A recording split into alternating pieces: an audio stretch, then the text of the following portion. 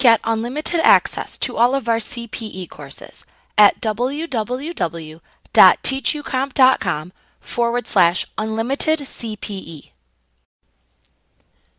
In this lesson, we will examine adjusted basis. A homeowner's basis may increase or decrease during ownership of a home. A person must calculate his or her adjusted basis in a home in order to correctly calculate the amount of gain or loss after selling the home. An increase to basis occurs after one of the following. An addition or an improvement is made to the home. The homeowner pays special assessments for local improvements, or money is spent to restore damage to a home after a casualty.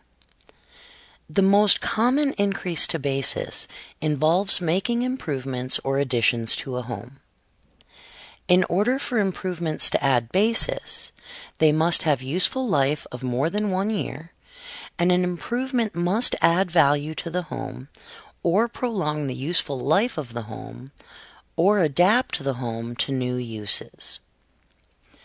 Some of the improvements that increase basis include additions such as decks, porches, bedrooms, bathrooms, patios, and garages, landscaping, the installation of a swimming pool or a sprinkler system, storm windows and doors, security systems, heating and central air systems, furnace and ductwork, septic systems, filtration systems, kitchen modernization, flooring, and insulation of all types.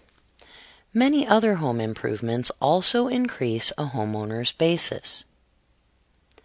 Some of the things that can cause a decrease to a homeowner's basis include discharge of qualified principal, gain postponed from the sale of a previous home, deductible casualty losses, insurance payments received for casualty losses, payments received for granting an easement, allowable depreciation, certain energy credits and subsidies, and adoption credits claimed for home improvements.